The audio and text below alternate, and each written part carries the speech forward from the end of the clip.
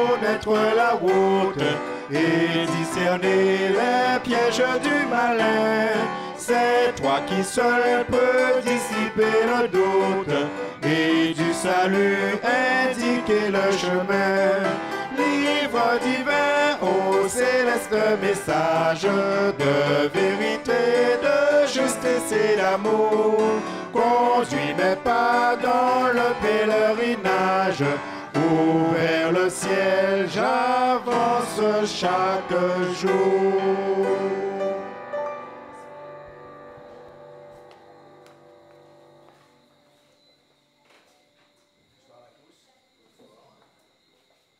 Que la grâce de Dieu nous accompagne ce soir dans notre réflexion, au cours de cette semaine de prière. On va commencer par la prière, où nous allons prier.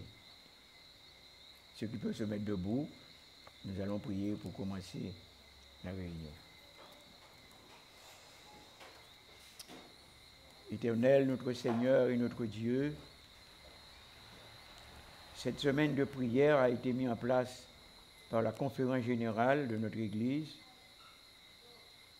Une semaine de réflexion, d'études, de prière, de consécration. Nous te remercions pour tous les enseignements qui ont été mis en place pour cette semaine de prière. Et ce soir, d'une manière particulière, où notre intelligence et nos cœurs, et introduis-nous toi-même dans le lieu très saint, pour communier avec Jésus, le souverain sacrificateur universel, afin qu'il nous transforme à l'image de Dieu. En son nom, nous te prions. Amen.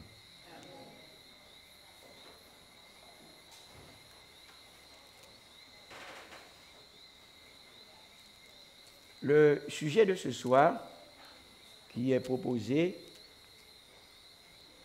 dans le manuel de la semaine, la parole en tant que révélation.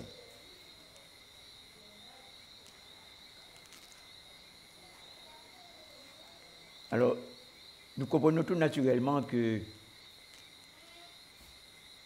Dieu se révèle à nous, mais il nous révèle à nous-mêmes aussi.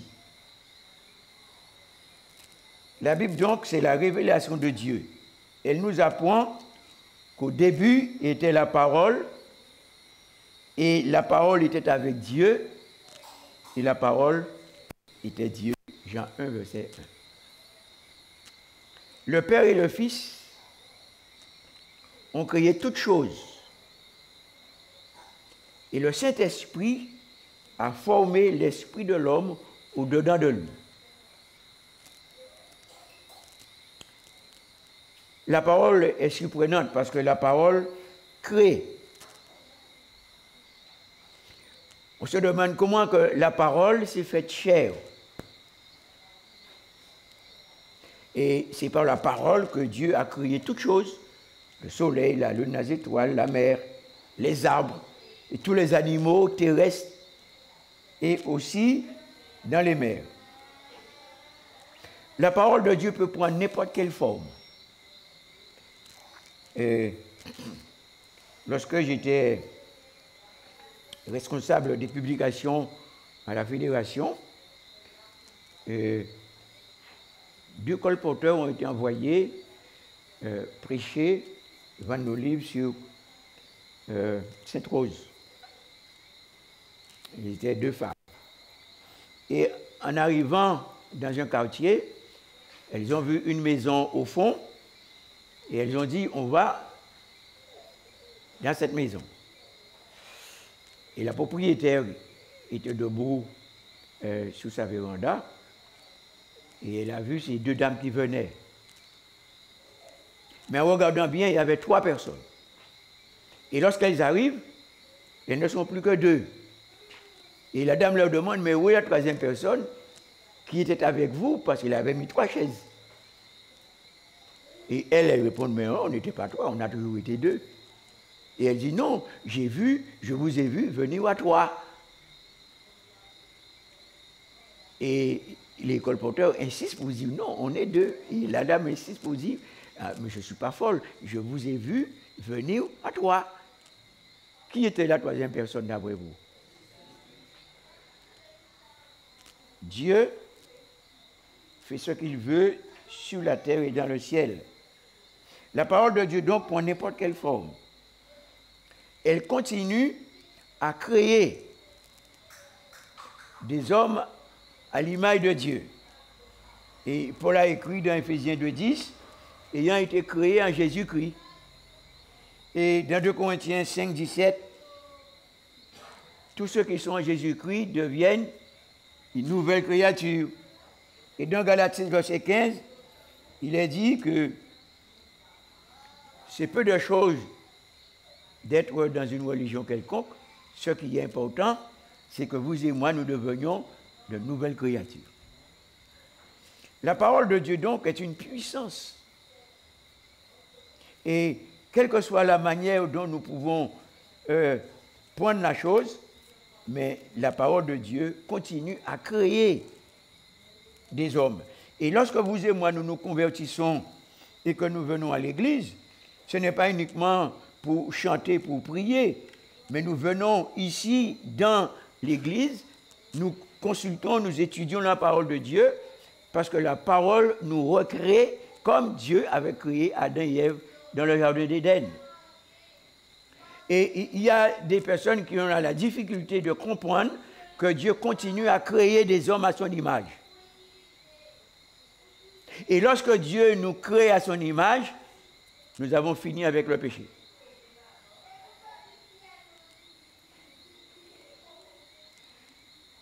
Dieu continue à créer des hommes et des femmes à son image. Mais c'est dans le Christ uniquement que cette expérience peut être vécue. Et lorsque nous rencontrons Jésus, Jésus nous réconcilie avec le Père pour nous permettre de vivre dans l'amour fraternel tel que je l'ai expliqué tout récemment. Paul emploie la formule ayant été créée en Jésus-Christ. Et Jésus et Jean emploient la formule naître de Dieu. Lorsque l'Esprit me fait ou nous fait naître de Dieu, nous devenons enfants de Dieu, fils de Dieu. Celui qui ne devient pas fils de Dieu et qui n'est pas à l'image de Dieu ne lui appartient pas. La révélation nous apprend que ceux-là sont des enfants de Dieu légitimes. Osée 5, verset 7. Je voudrais lire ce verset avec vous parce que c'est important, parce que je vais revenir ce soir sur cette notion de légitime et illégitime. Osée 5, 7. Osée 5.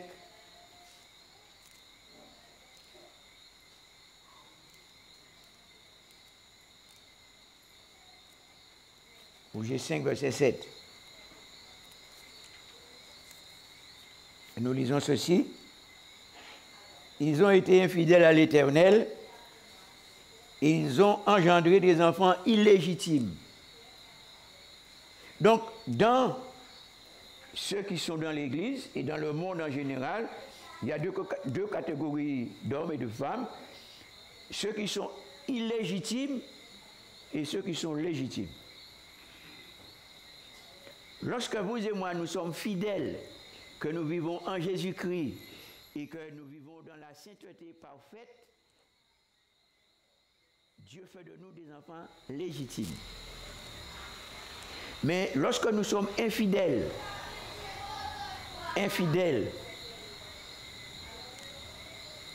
qu'on n'est pas dans le Christ et qui nous a recréés à son image, ce sont des enfants illégitimes.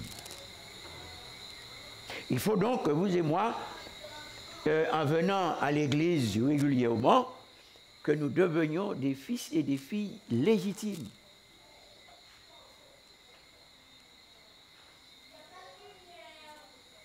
Oui, et c'est pourquoi que Jésus dit, il faut que vous naissiez du Saint-Esprit, sinon vous êtes toujours illégitime. Et c'est pourquoi que la Bible nous enseigne que nous devons être fidèles dans les petites choses pour être capable d'être fidèles dans les grandes. Celui qui n'est pas fidèle dans les petites et dans les grandes choses est infidèle, il est illégitime. Satan se moque de Jésus lorsque dans l'Église, il y a des enfants illégitimes. Les fils illégitimes desservent Dieu,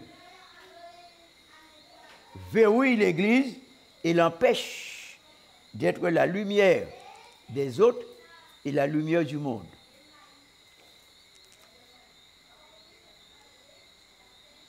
Verrouiller l'Église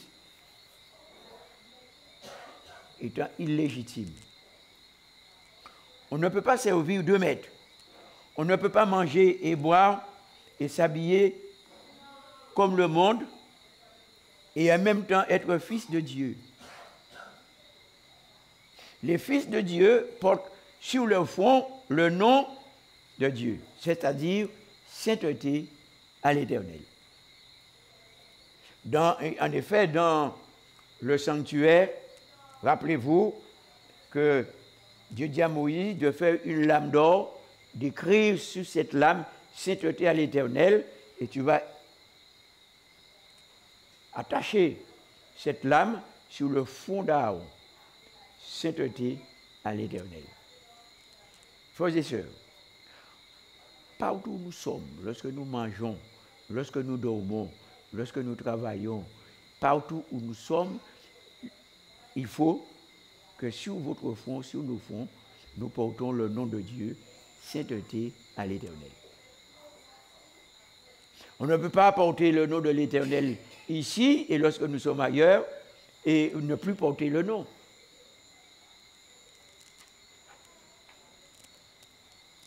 Sainteté à l'Éternel. Les fils de Dieu portent donc le nom de Dieu continuellement en disant comme les anges, Saint, Saint, Saint est l'Éternel, toute la terre est remplie de sa gloire. Frères et sœurs, nous entrons dans la dernière période et nous approchons de la fin du monde.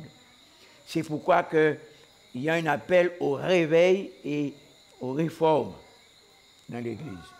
Et l'Éternel m'a demandé de mesurer le temple et ceux qui y adorent selon la vérité. L'Éternel veut qu'il y ait une différence entre le juste et les injustes. Les justes craignent l'Éternel et l'adorent comme à la création. Cette notion est fondamentale pour l'ensemble de la population mondiale. Quelle que soit la religion que vous voulez pratiquer, Dieu, aujourd'hui, accepte uniquement ceux qui adorent Dieu conformément à la création. J'espère que vous voyez tout ce que ça englobe. Mais je ne vais pas entrer dans les détails, mais on y reviendra sur cette notion.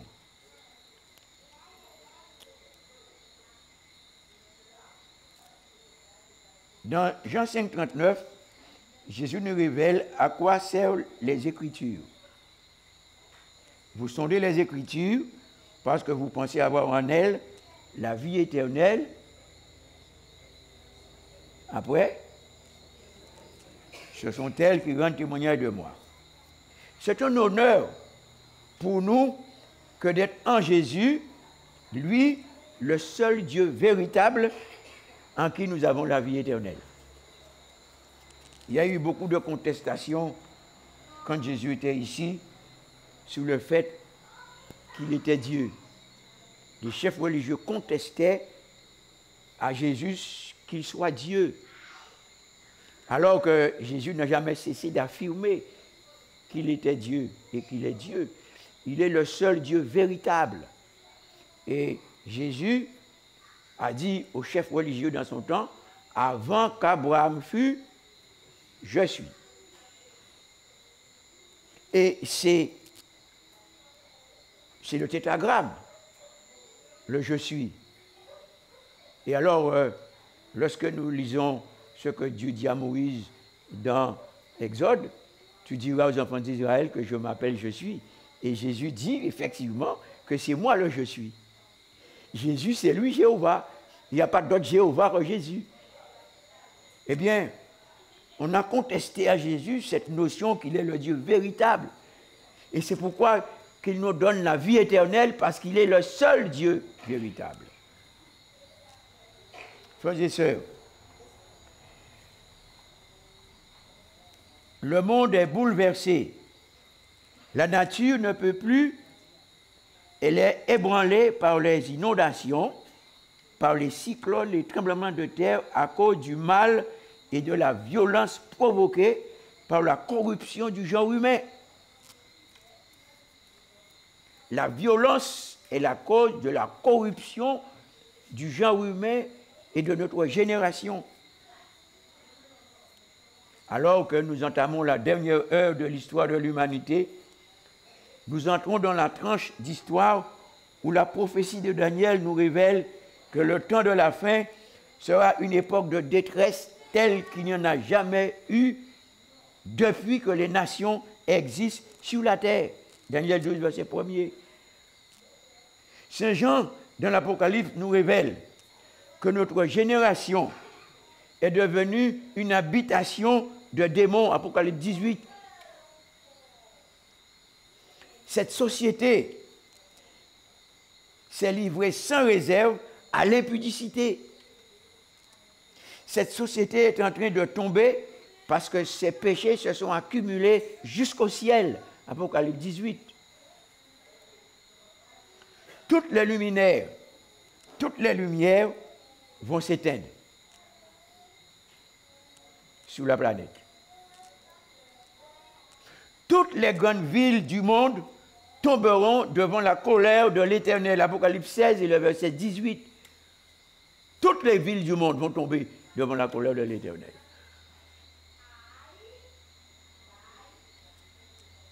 Je m'adresse à vous ici présents, mais aussi à ceux qui écoutent sur Internet, à ceux qui sont de l'autre côté de la planète, je m'adresse aussi à eux. Parce que tout ce que la parole de Dieu nous révèle est vrai.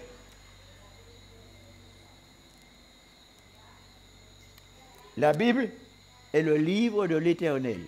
Elle nous révèle ce qui s'est passé, elle nous révèle ce qui se passe aujourd'hui, et elle nous révèle l'avenir.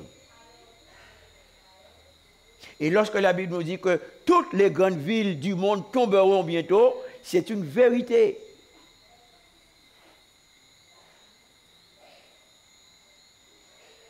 La Bible nous apprend que nous nous approchons de la fin du monde. Alors, il y a quelque temps de cela, il n'y a pas longtemps, j'avais un groupe de prière à Pointe-à-Pitre avec des gens, et il y avait une dame qui était là, lorsque j'ai parlé de la fin du monde. Elle s'est évertuée à dire dans le groupe qu'il n'y aura pas de fin du monde. Mais ce sera la fin de ce système. Ce monde va passer avec son système. Ce n'est pas uniquement le système qui va passer, c'est la planète, c'est le monde qui va passer avec son système. La fin du monde, c'est ce que la Bible nous révèle. Et personne, aucune nation ne pourra empêcher à la fin du monde parce que c'est Jésus qui le fera.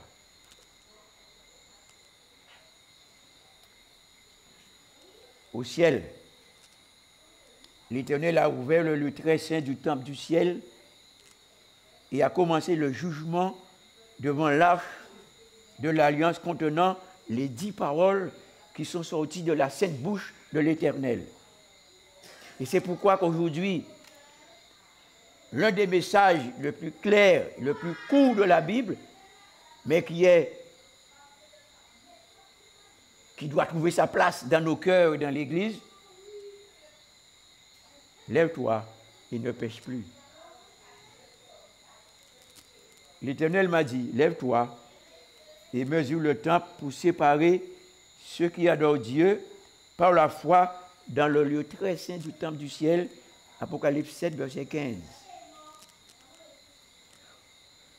Mesure le temple pour inviter ceux qui sont dans l'église, mais ceux qui ne sont pas dans l'église, à adorer Dieu conformément à la création. Apocalypse 14 et le verset 7. L'ange de l'Apocalypse 18, qui se tient dans le soleil, selon Apocalypse 19, verset 17, éclaire toute la terre de la vérité présente. Frères et sœurs, chers amis, mesdames et messieurs, alors que la terre est bouleversée, il nous est demandé d'élever la voix pour remuer la conscience de toutes les nations devant le roi des rois qui revient pour rendre à chacun selon ce que ses œuvres.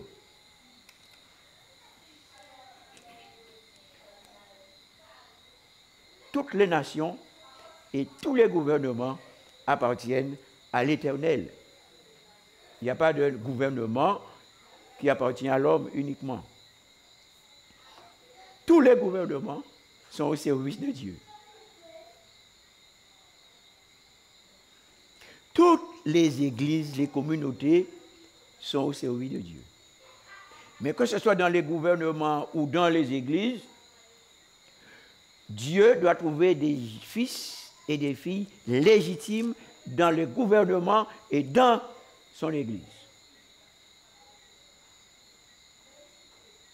C'est pourquoi que vous et moi, Dieu nous interpelle en nous disant que nous devons adorer Dieu selon la vérité. Lève-toi et mesure le temple.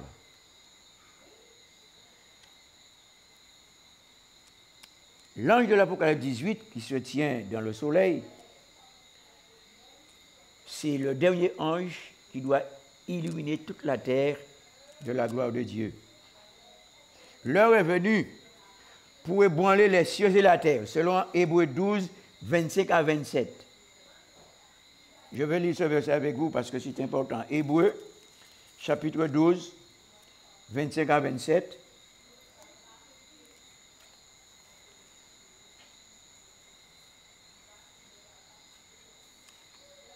Hébreux, chapitre 12, 25 à 27.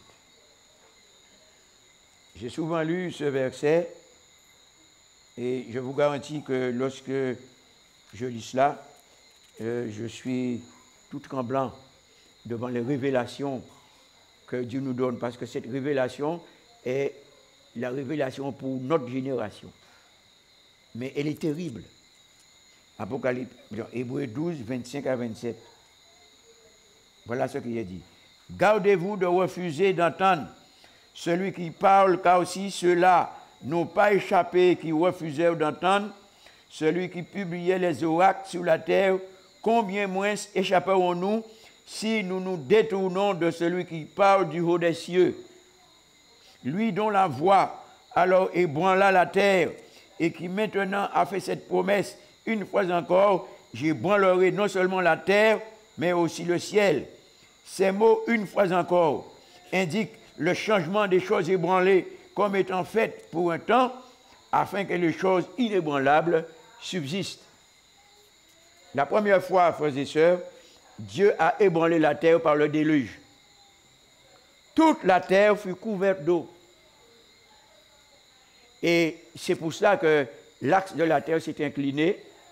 Et tout récemment, j'étais au Canada et j'étais à la bibliothèque du Québec pour étudier le développement du réchauffement climatique.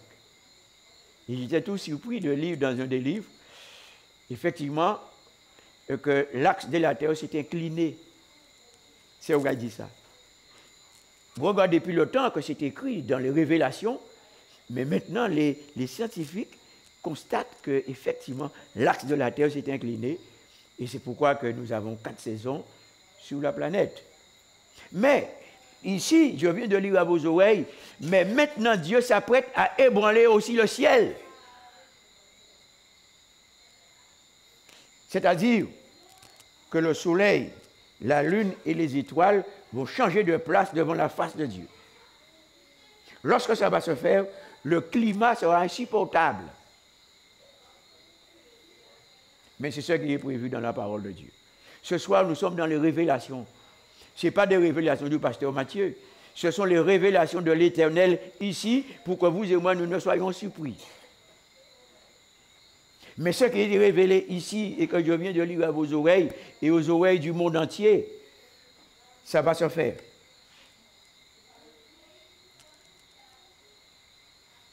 Le climat va continuer à se dégrader parce que le péché de l'humanité a atteint jusqu'au ciel. Ainsi parle l'Éternel. Convoque la terre du soleil levant au soleil couchant et rassemblez-moi mes fidèles qui se tiennent devant ma face dans l'alliance sainte. Il vient notre Dieu. Devant lui est un feu dévorant et autour de lui une violente tempête.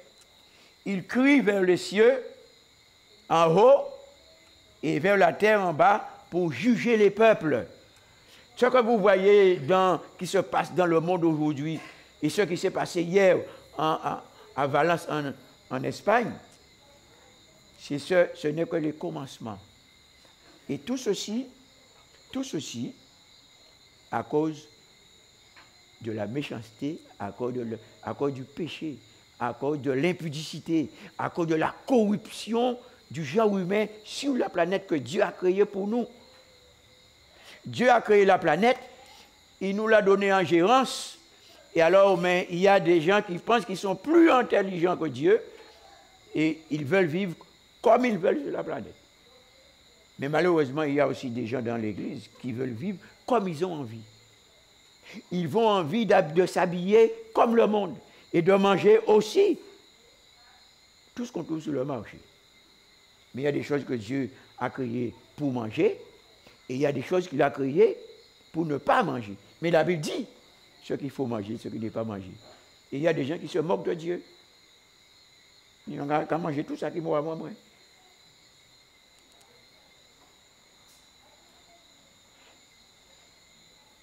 Rassemblez-moi mes fidèles. Mes fils qui sont légitimes, qui ont offert leur corps comme un sacrifice vivant et saint et qui ont reçu l'intelligence pour discerner la vérité conformément à la volonté de Dieu. Rassemblez-moi mes fidèles, ceux qui sont légitimes.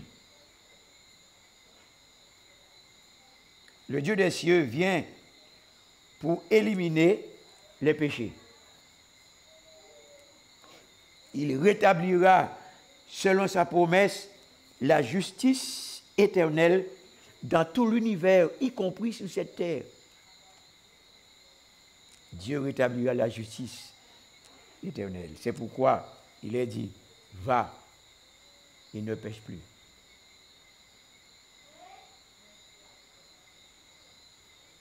Car en Jésus, il n'y a pas de péché.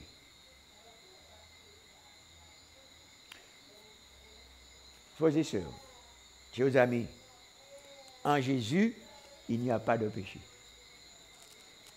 C'est pourquoi que la Bible nous enseigne que vous et moi, nous devons demeurer en Christ par la foi.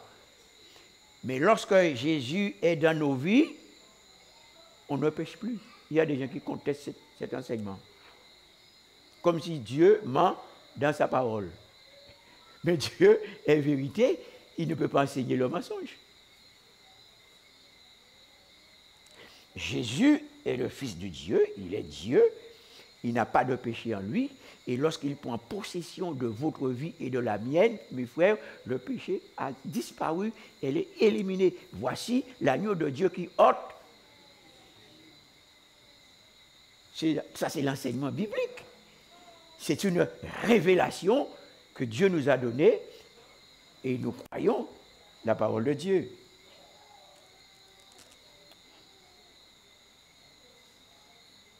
Frères et sœurs, Le temps est venu, c'est la dernière heure. Et la ligne d'arrivée, nous approchons de la ligne d'arrivée. La ligne d'arrivée de la course chrétienne est sur le trône.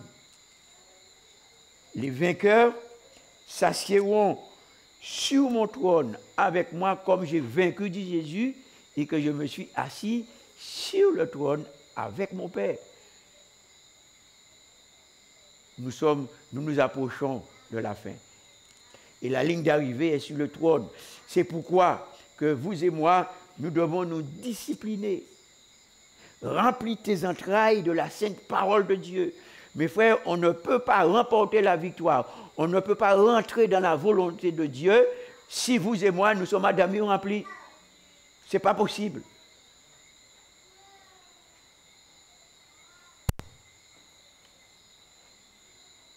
Ce soir,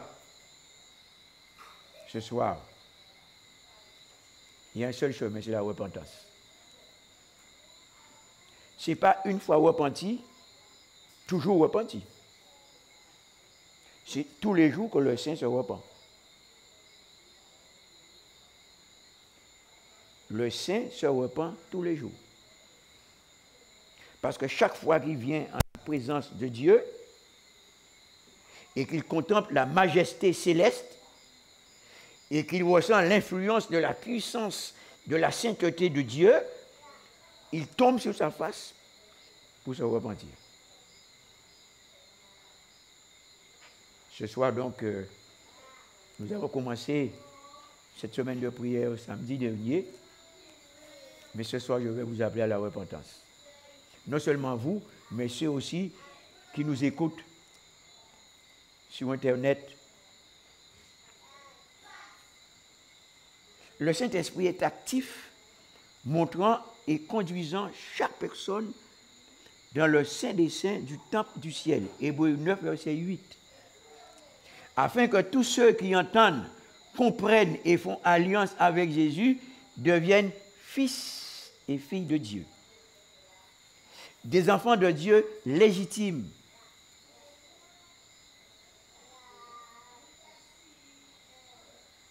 Celui qui n'est pas légitime n'entrera pas dans le royaume des cieux. Jésus, aujourd'hui, purifie les consciences de tous ceux qui sont légitimes. La purification de la conscience, c'est le plus haut sommet de la vie d'un homme ou d'une femme. Lorsque vous et moi, après notre repentance, nous sommes baptisés, nous avons suivi Jésus-Christ, et à force d'étudier la parole de Dieu, de vivre dans la communion avec le Père, le Fils et le Saint-Esprit, Jésus nous purifie, il purifie notre cœur, il purifie notre âme. Et lorsque Jésus purifie notre conscience, c'est pour que nous puissions voir Dieu. Jésus dit, le monde ne me verra pas, mais vous, vous me verrez parce que je suis vivant.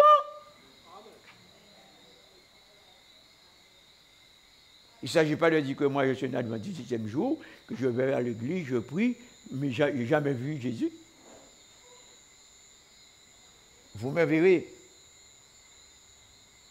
Et l'apôtre Paul dit que nous contemplons Dieu dans son miroir, nous le contemplons tellement que nous sommes transformés dans la même image que celui que nous contemplons.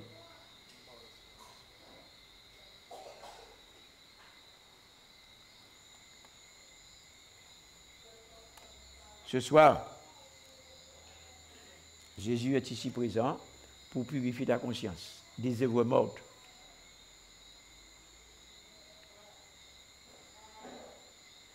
Dieu m'appelle, nous appelle, vous appelle et t'appelle.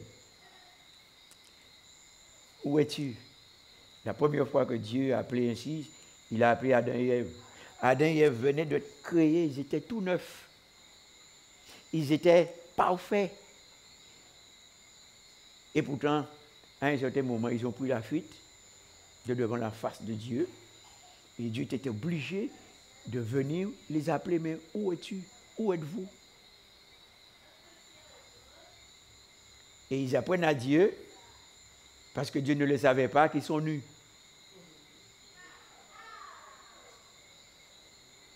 Parce qu'ils vivaient dans leur péché. Mes frères, le péché, c'est lorsque vous et moi, nous connaissons la volonté de Dieu, mais nous ne la faisons pas. Parce que nous disons que ce n'est pas possible de faire la volonté de Dieu. Mais le péché, c'est le contraire de la volonté de Dieu. C'est pourquoi que Jésus, prenant le contraire du péché, dit « Ma nourriture est de faire la volonté de Dieu. » Au cours de cette semaine, c'est cette expérience que nous voulons vivre, arriver à tel point que notre nourriture consiste à faire la volonté de Dieu et de ne pas nous déroger d'un iota. Parce que nous sommes arrivés au sommet de l'histoire et Dieu veut que nous soyons parfaits. Il ne faut pas que dans l'Église, il y ait des pécheurs. Il faut que dans l'Église, il n'y ait que des justes, des gens parfaits et des saints. Oui, ce soir, nous arrivons au moment où Dieu nous appelle. Ésaü a rejeté Dieu pour un plat de lentilles. Judas a foulé aux pieds le Fils de Dieu pour 30 pièces d'argent. Et toi, comment tu vis par rapport à Jésus? Où es-tu? Que fais-tu?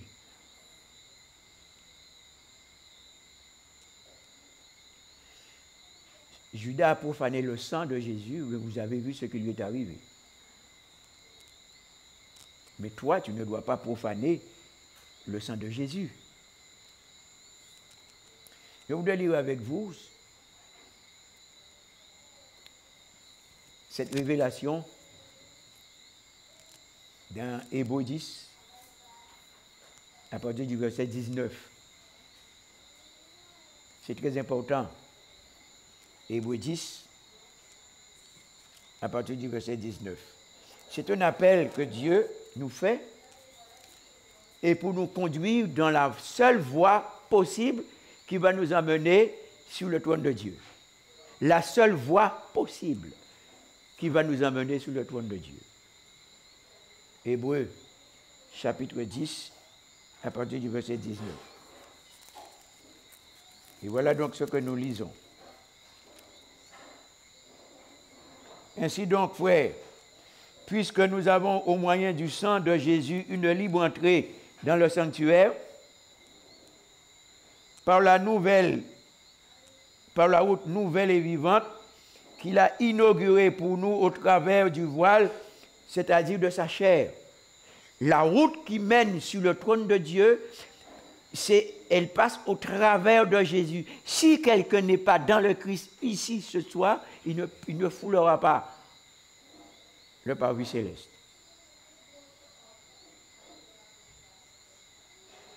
La route est au travers de Jésus.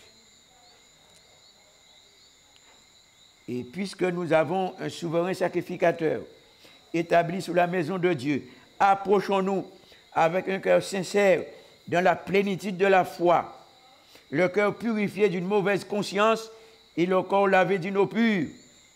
Alors ici, il s'agit du baptême. Alors peut-être qu'ici, ce soir, il y a quelqu'un qui n'est pas encore baptisé, qui n'a pas jugé bon de faire alliance avec Jésus par le baptême. Alors naturellement, je vais faire un appel à celui qui n'est pas encore baptisé, parce que pour être fils de Dieu, il faut nécessairement être baptisé, parce qu'il le dit dans Marc 16, verset 16, celui qui croira et qui sera baptisé sera sauvé. Mais celui qui ne sera pas, qui ne croira pas, qui ne sera pas baptisé, sera condamné. Mais ici, il est question d'être lavé de l'eau. Retenons fermement la profession de notre espérance, car celui qui fait la promesse est fidèle. Veillons les uns sur les autres pour nous exciter à la charité et aux bonnes œuvres. N'abandonnons pas notre assemblée, comme c'est la coutume de quelques-uns, mais exhortons-nous réciproquement, et cela d'autant plus que vous voyez s'approcher le jour, car si nous péchons, si nous péchons volontairement après avoir reçu la connaissance de la vérité, il ne reste plus de sacrifice pour les péchés, mais une attente terrible du jugement et l'ardeur d'un feu qui dévorera les rebelles. Celui qui a violé la loi de Moïse meurt sans miséricorde, sous la déposition de 2 ou 3 témoins. De quel pire châtiment pensez-vous que sera jugé digne celui qui aura foulé aux pieds le Fils de Dieu, qui aura tenu pour profane le sang de l'alliance par lequel il a été sanctifié et qui aura outragé l'esprit de la grâce?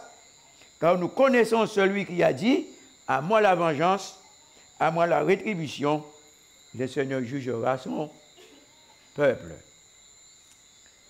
De quel pire châtiment sera jugé digne celui qui aura tenu pour profane le sang de l'alliance.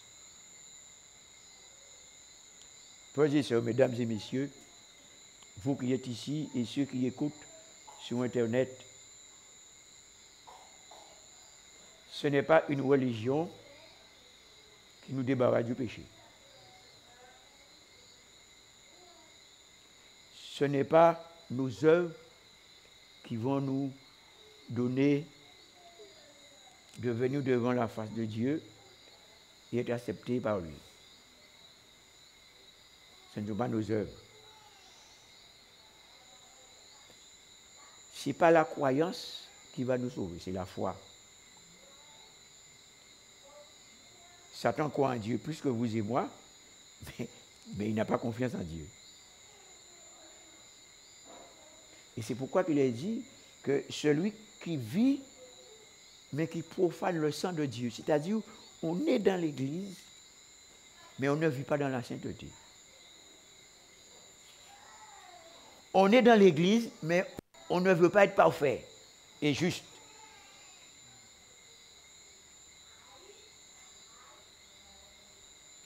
C'est ainsi qu'on profane le sang de Jésus. Le sang de Jésus est puissant. Le sang de Jésus efface tout péché, à condition qu'on lui remette notre vie. Et lorsque moi je me mets à genoux, chaque jour, je dis Seigneur, couvre-moi de ton sang. Il n'y a rien d'autre qui peut nous couvrir. Aucune religion ne va nous couvrir. Il n'y a que le sang de Jésus qui nous couvre et qui efface toute trace de péché, jusque dans notre conscience. Lorsque notre conscience est purifiée parce que nous pratiquons la tempérance, que nous remplissons nos entrailles de la sainte parole de Dieu tous les jours, alors Dieu purifie notre esprit pour que l'Esprit de Dieu nous enseigne, pour nous conduire sur le trône de Dieu. C'est pourquoi que le texte que nous venons de lire, il est dit, mais de quel pire châtiment sera puni celui qui aura profané le sang de l'alliance. Le sang de Jésus est pur, saint et puissant.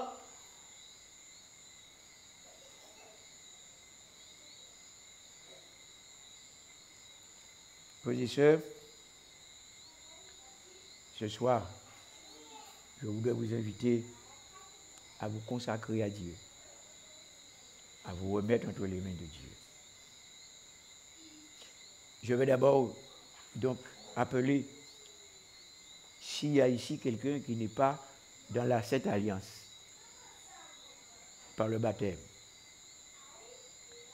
Ce soir, Dieu l'appelle, Dieu t'appelle. Si tu n'es pas dans l'Alliance, si tu n'es pas baptisé, ce soir, le Seigneur te donne l'opportunité de rentrer dans la Sainte Alliance pour que tu sois purifié de tout péché.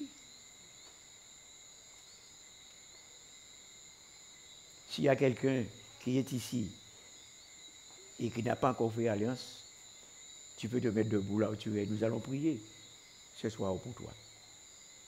Demande à Dieu de te visiter, de te donner l'intelligence de la science des saints.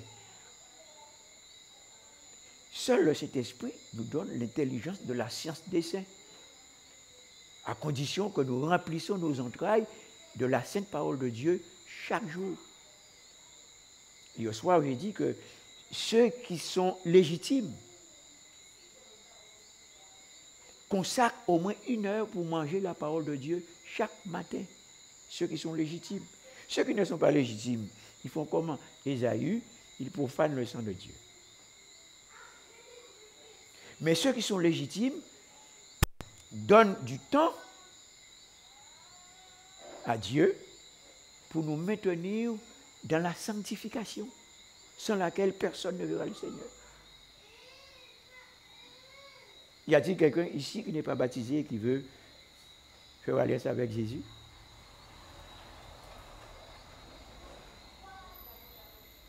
Mais je vais aussi maintenant, on va faire une prière spéciale, je vais faire une prière spéciale ce soir,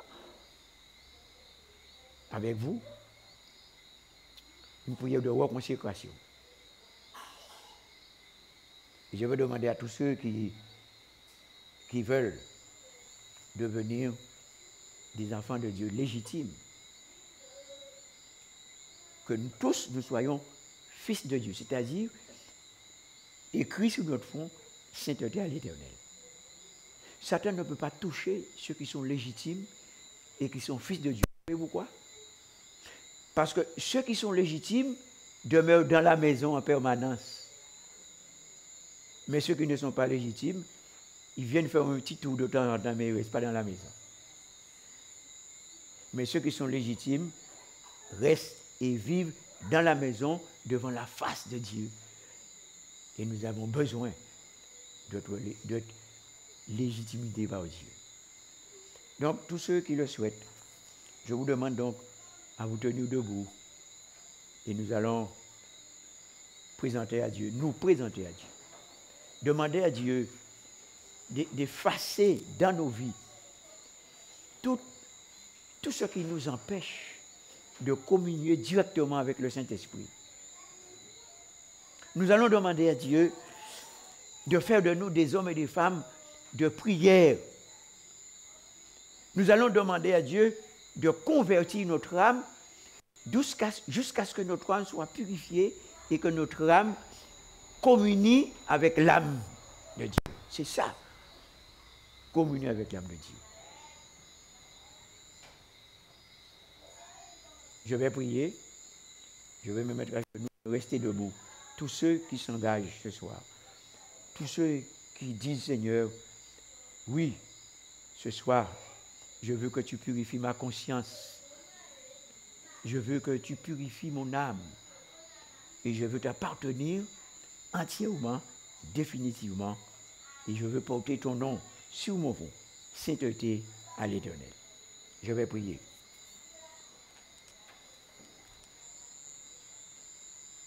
Éternel, notre Dieu, comme Moïse a élevé le serpent dans le désert pour obtenir la guérison, maintenant, Éternel, Père éternel, je lève mes mains vers toi pour cette assemblée en prière devant toi.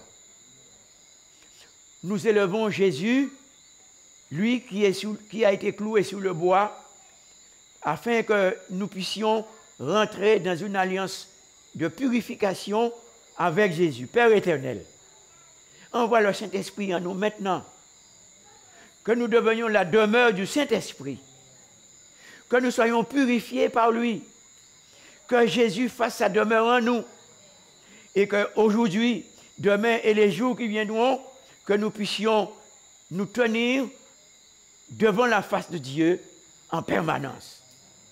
Seigneur, pardonne-nous parce que nous avons été frivoles, mais ce soir, nous te demandons de nous aider, Seigneur, à être chaque jour puissamment fortifiés par toi. Aide-nous, Seigneur, à étudier avec soin ta sainte parole. Remplis-nous de ta parole sainte. Remplis-nous du Saint-Esprit et garde nos noms inscrits dans ton livre, dans le ciel, lorsque Jésus descendra. Au nom de Jésus, nous avons prié. Amen.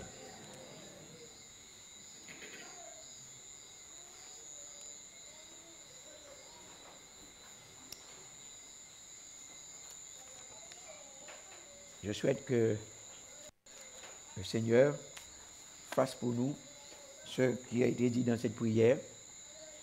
Et désormais, lorsque vous allez prêcher, lorsque vous êtes chez vous, vivez en saint. Vivez en saint. Dites aux gens que vous êtes saints. Parce que c'est par la foi que nous croyons que Jésus nous a habillés de sa sainteté. Au fur et à mesure que vous direz aux autres que vous êtes saints, vous deviendrez de plus en plus parfaits. Parce que nous vivons ce que nous disons. Et ce que nous pensons influence nos vies. C'est pourquoi que dites aux gens, aux autres, que vous êtes le saint de Dieu. Et que vous aimeriez qu'eux aussi deviennent des saints de Dieu. C'est ça le sens de notre présence dans l'Église et dans le Christ. Que Dieu vous bénisse, qu'il vous accorde sa grâce, que nous puissions continuer à vivre attachés à Jésus et que son nom soit élevé par nous au siècle des siècles. Amen.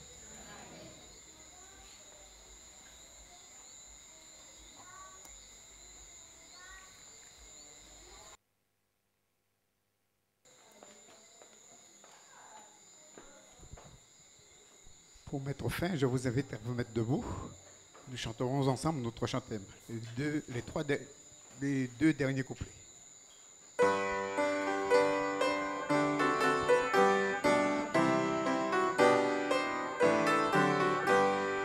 Rassure-moi quand mon âme est tremblante, console-moi dans les jours de douleur.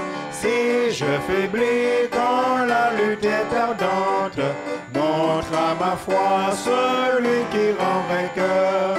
Livre divin, ô céleste message de vérité, de justice et d'amour. Conduis mes pas dans le pèlerinage, où vers le ciel j'avance chaque jour. Ô Sainte Bible, ô paroles immortelles, sois d'ici-bas mon guide et mon flambeau. Par toi je vois la patrie éternelle, où les élus donnent gloire à l'agneau. Livre divin, ô céleste message de vérité, de justice et d'amour. Conduis mes pas dans le pèlerinage, où vers le ciel j'avance chaque jour.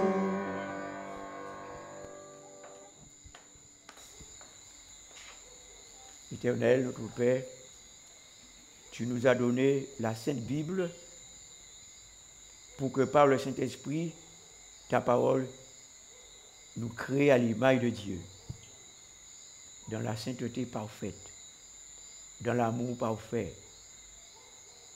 Que ton nom soit glorifié, Seigneur, ici dans cette Église, dans nos vies, dans nos familles et au siècle des siècles. Amen.